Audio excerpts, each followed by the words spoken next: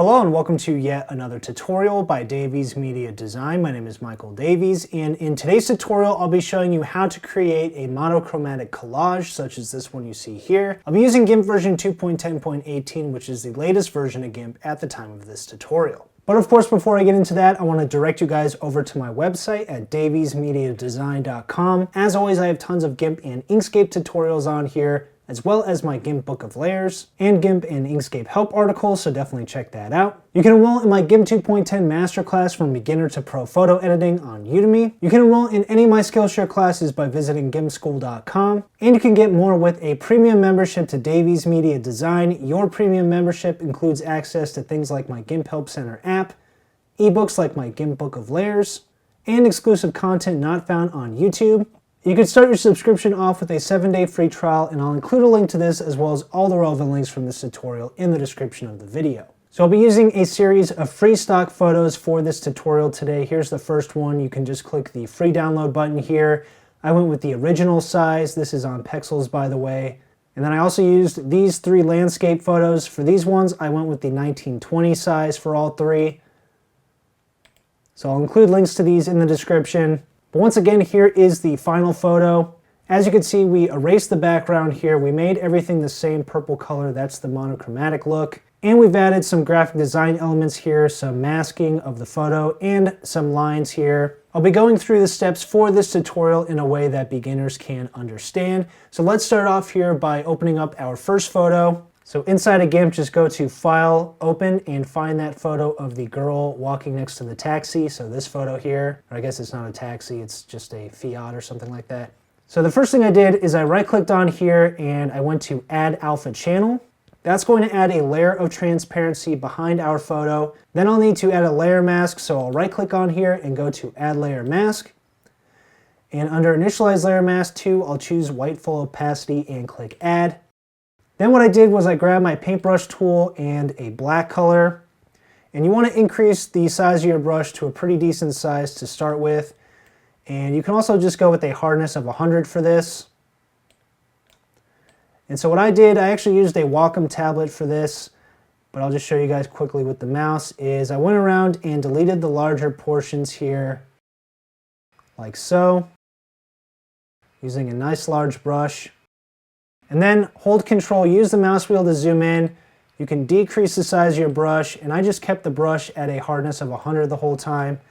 And just go in here, and as you get closer and closer, just decrease the size of your brush and make sure that you're painting out these details.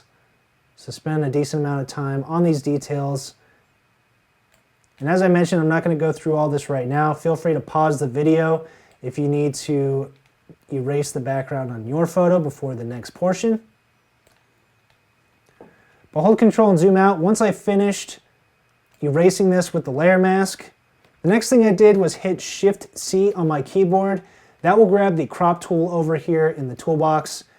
And then I just dragged and dropped the crop tool.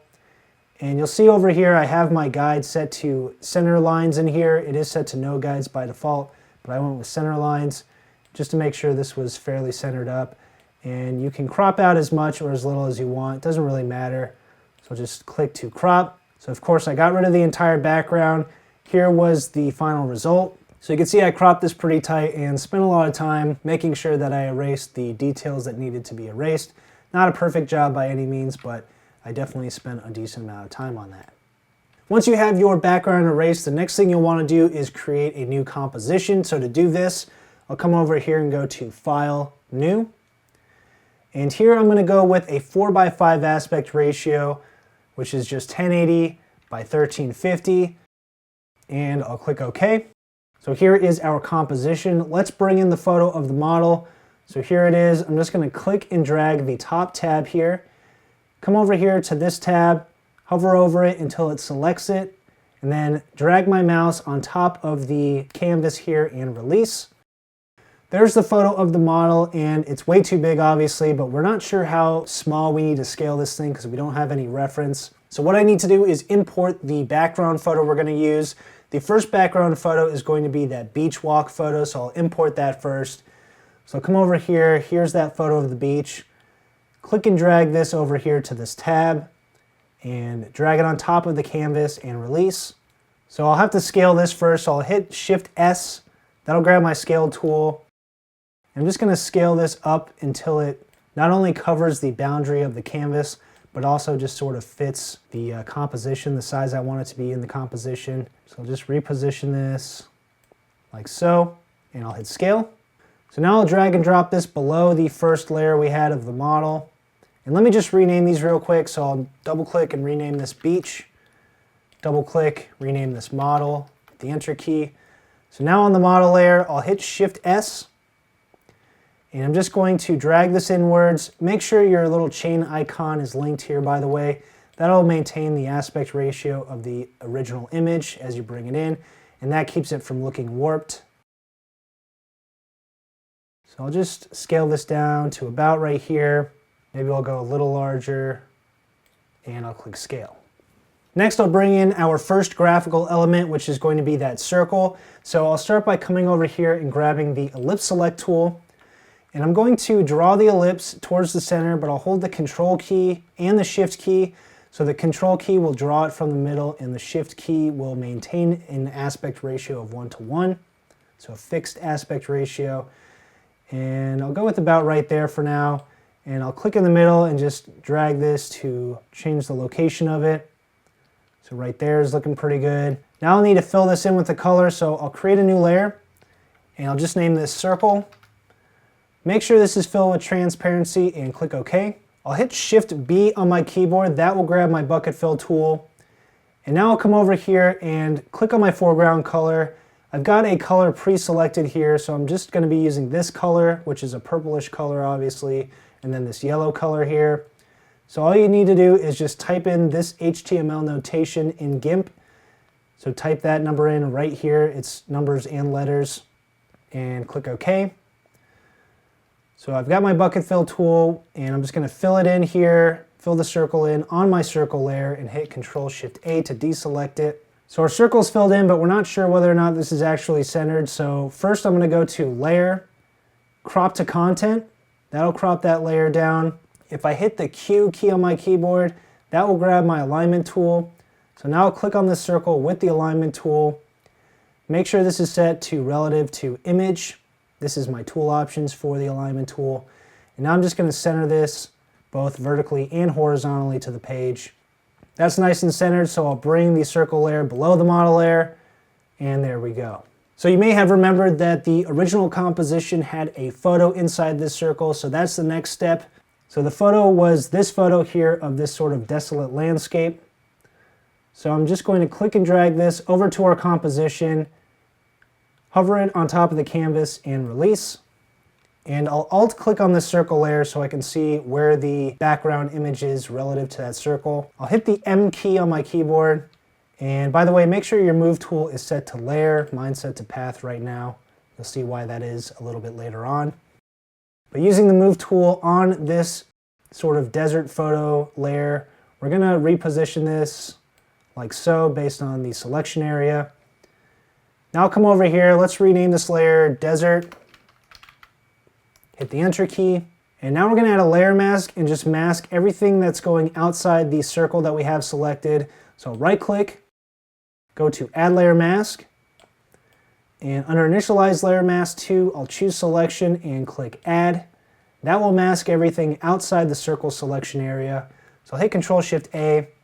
The last step is I want to add a layer mode to this photo so that we can see the purple below, and that's also going to fit in with the monochromatic theme.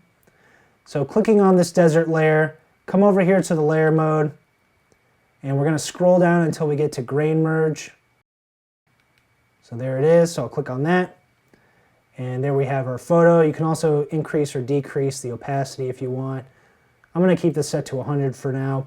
But the grain merge layer mode allows us to keep the grainy elements of this photo while also bringing in some of the purple from the layer below. All right, so let's bring in our last photo element here. So I'll come over to the sunset photo that we got from Pixabay, click and drag this on top of our composition tab and then on top of the canvas. And now I'm going to drag this below the beach layer and release. And I'm also going to rename this sunset. And now we'll click on the beach layer, and I'm going to mask out the top portion of this, the white portion. So I'll come over here, right click, and go to Add Layer Mask. Under Initialize Layer Mask 2, we'll choose White Full Opacity and click Add. So now making sure we're on that layer mask, we'll hit P to grab our paintbrush tool again, and come over here, reset your colors, your foreground and background colors to black and white. So with black as my foreground color, I'm going to increase the size of the brush. So we have a nice large brush, and I'll decrease the softness so we have a nice soft brush, so around 25 or so. And then I'm going to paint with this black on the layer mask, and that is going to mask out that white portion there. And once most of it has been masked out, I'm just going to decrease the size of the brush. And I don't mind keeping some of this white here along the horizon line there, so I am going to keep that. We don't need to totally erase all of that and have it be perfect. We can keep some of the white. That looks pretty good, so I'll hit the M key on my keyboard, and now we're just going to click and drag the sunset photo upwards so we can see some more of those details there, like that. All right, the next step is I want to get all the colors right, and I want to get all the layers colorized on here. So the first step is I'm going to desaturate that beach walk photo. So come over here to my layers panel, click on the beach layer, make sure you're on the layer, not the layer mask, and go to Colors, Saturation, and we're just going to drag the scale slider down, or to the left I should say. And I'll probably go to about right here, around 60% saturation. Maybe we can add a bit more there. And I'll click OK. Next I'll colorize this, so I'll go to Colors, Colorize, and I'll click on the color option and just change this to that purple color and click OK. And I'll click OK once again. So I'll do the same steps to the top layer, so we'll come over here to that sunset layer. And so I'll come over here to Colors, Saturation, and I'll just desaturate this, maybe to about right there, click OK. And then Colors, Colorize, same thing, we'll change this color here to that purple color, and click OK. And you can adjust the lightness and the saturation here, and that can help you get these two to match better. So maybe like that, and I'll click OK. Lastly, I'm going to colorize the model layer. So come back up top here to that model layer, and now we'll go to Colors, Colorize, and we'll change the color to that purple color. I'll click OK. Once again, you can adjust these values to your liking.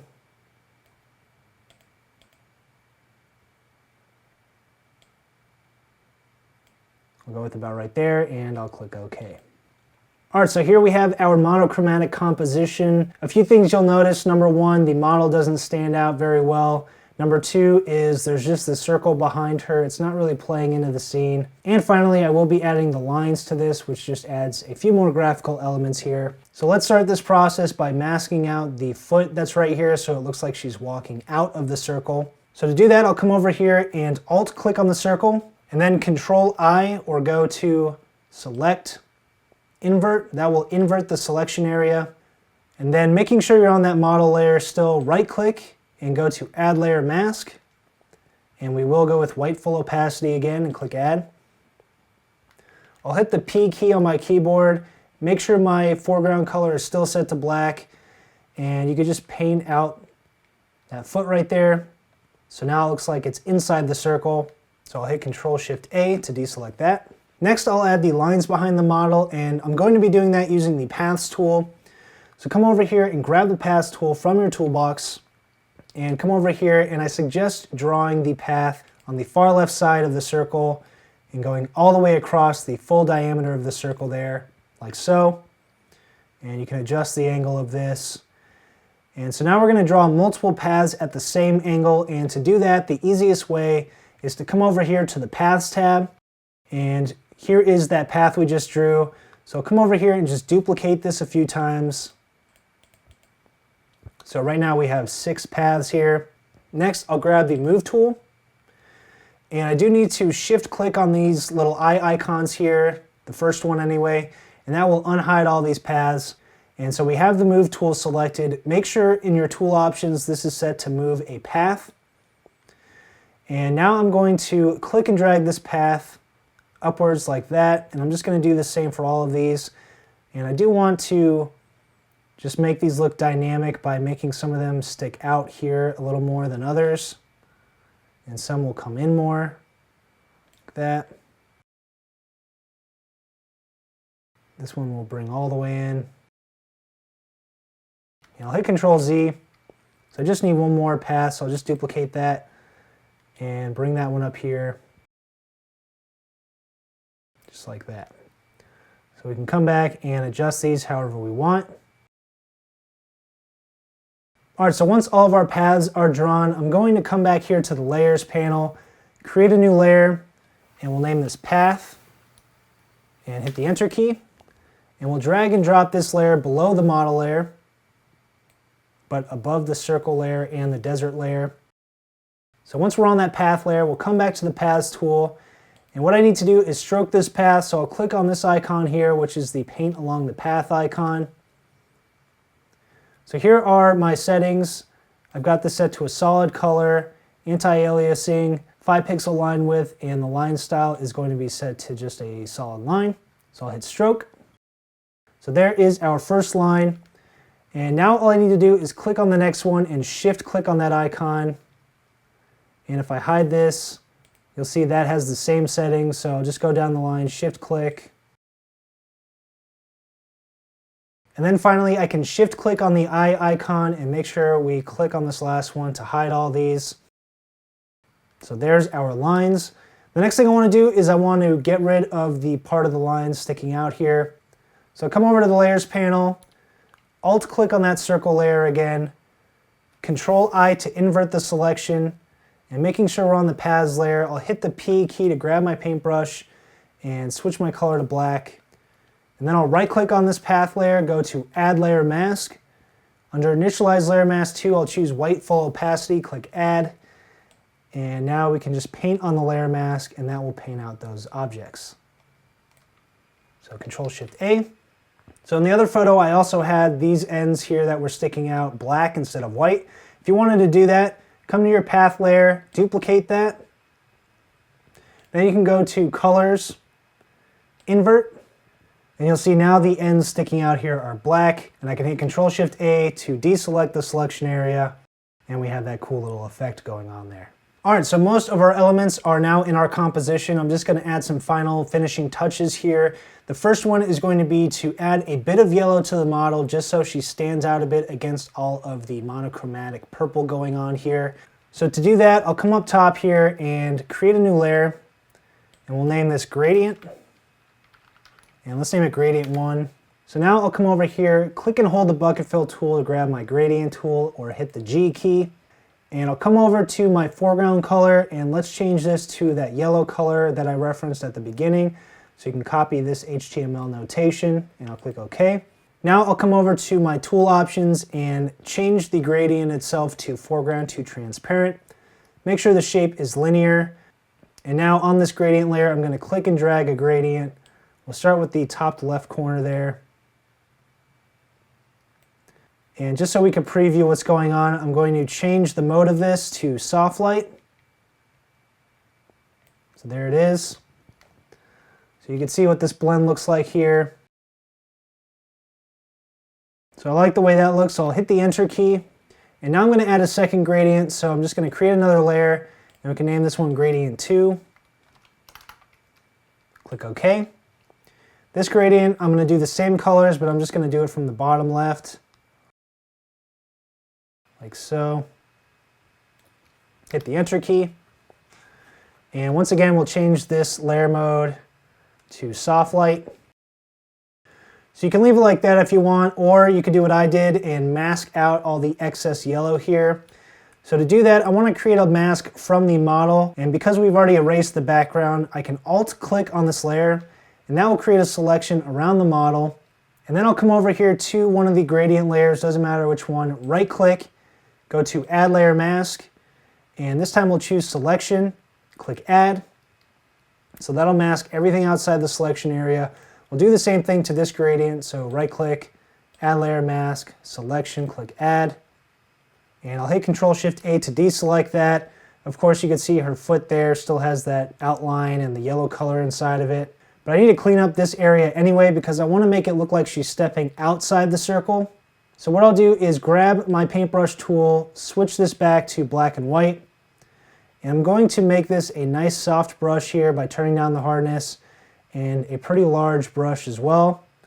And then making sure we're on the layer mask for this gradient, I'm going to now paint this out, and I think the brush is too big.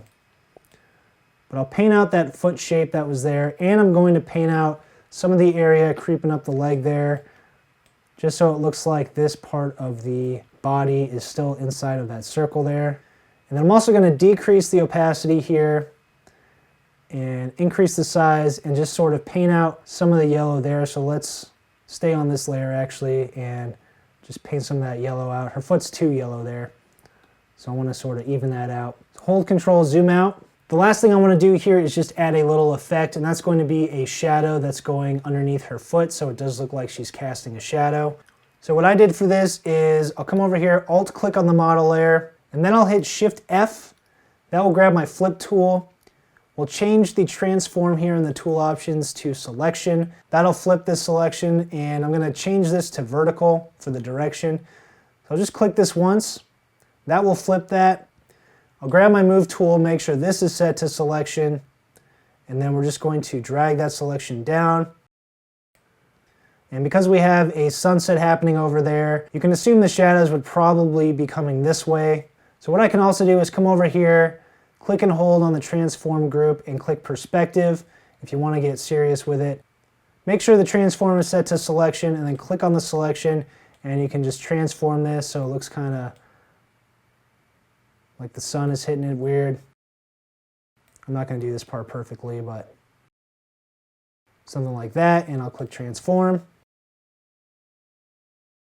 So now I'll create a new layer, and I'm going to name this shadow, hit the enter key, hit the P key to grab my paintbrush, and just turn down the size, and we can paint this black here. Let's turn the opacity back up for now, like that. Control-Shift-A to deselect that. We're going to click and drag this below the model layer. And as you can see, there's some excess there, so I'll just grab my eraser tool and decrease the size of my brush, hold Control, zoom in with my mouse wheel. And actually, I'll come back over here, grab my paintbrush tool, decrease the size, and I'm just going to paint some black right here. The initial shadow there, I guess. And now I'm going to blur this layer, so I'll go to Filters, Blur, Gaussian Blur, turn this up slightly, and I'll click OK. And lastly for this, I'll come over here and change the layer mode of this. So let's go with the overlay layer, and there you can see it looks like it's casting a shadow. So hold Control and zoom out. You can also decrease the opacity, and that'll just lessen that effect there slightly. Alright, so that's it for this tutorial. Hopefully you liked it. If you did, you could check out my YouTube channel at youtube.com/daviesmediadesign. Don't forget to subscribe and click the bell icon to be notified each time I have a brand new tutorial. You can also check out any of the links to my resources in the description of the video. But thanks for watching, and I'll see you next time.